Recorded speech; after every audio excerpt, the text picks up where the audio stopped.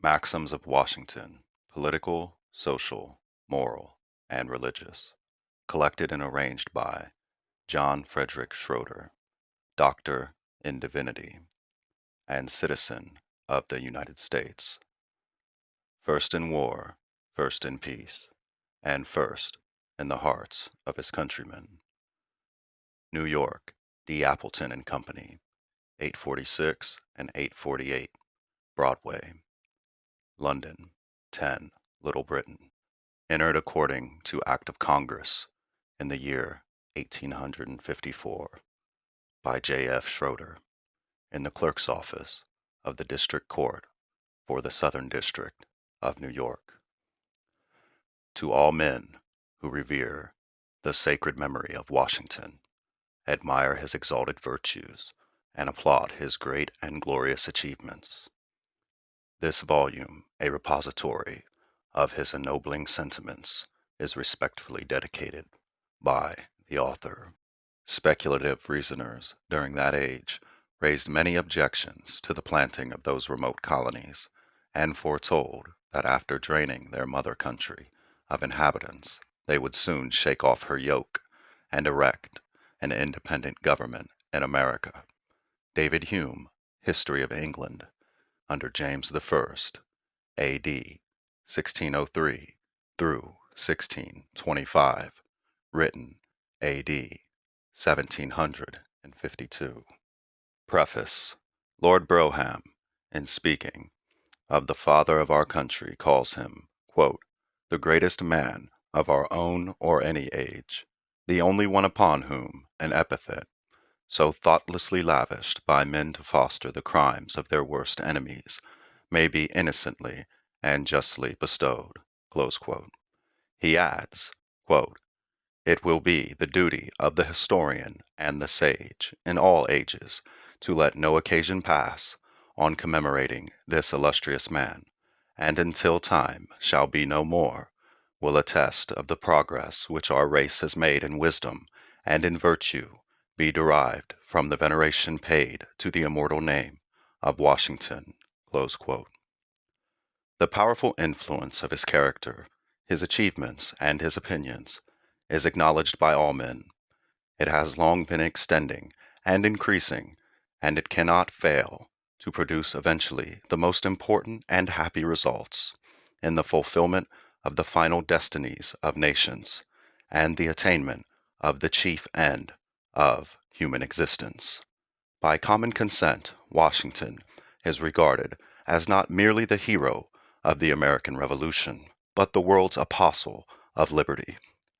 The War of the Revolution was a war of principle that involved the interests of all mankind. England's violation of our sacred rights was the stirring of the eagle's nest. It naturally awakened emotions of resistance. British prerogative was opposed by American freedom. Prerogative became arbitrary, and freedom asserted her rights. Prerogative became oppressive and cruel, and freedom took up arms and declared her independence. The spirit of America's cause was impersonated in her great chief. He was a manifestation of the nation's heart and mind, and under his judicious guidance, by the providence of God, America not only stood erect before the world, clothed in the panoply of justice, but moved steadily onward in her course, her shield and breastplate and whole armor flashing, at every step, with the light that shone on her from heaven. Our victory being won, Washington sheathed his sword and sat, for a brief space, under the shadow of his own vine and fig tree. Soon at the nation's call, he guided her in establishing the foundation and rearing the superstructure of her vast and imposing political fabric. He saw its topstone laid, and he was exulting with holy joy at the completion of his work, when the supreme disposer of events, by suddenly removing him from earth, in the fullness of his glory and renown, consecrated his character, and imparted to his opinions the commanding authority which they now possess. The first name of America not only is, but always will be, that of Washington. We pronounce it with filial reverence, as well as gratitude, for we admire and love him, not merely in consideration of what he did, but what he was.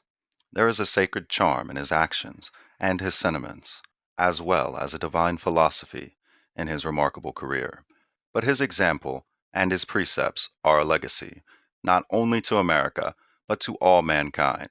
And as they are contemplating and admiring his virtues, they are invited to read, in his own words, his golden maxims. These are adapted to the use of statesmen, soldiers, citizens, heads of families, teachers of youth, and in a word, all who should aim at what is great and good, in public and in private life, and who would avail themselves of such sagacious, profound, and ennobling sentiments. With a view to furnish for popular use a small volume of the words of Washington, the labor of calling and arranging his memorable precepts in this collection was originally undertaken.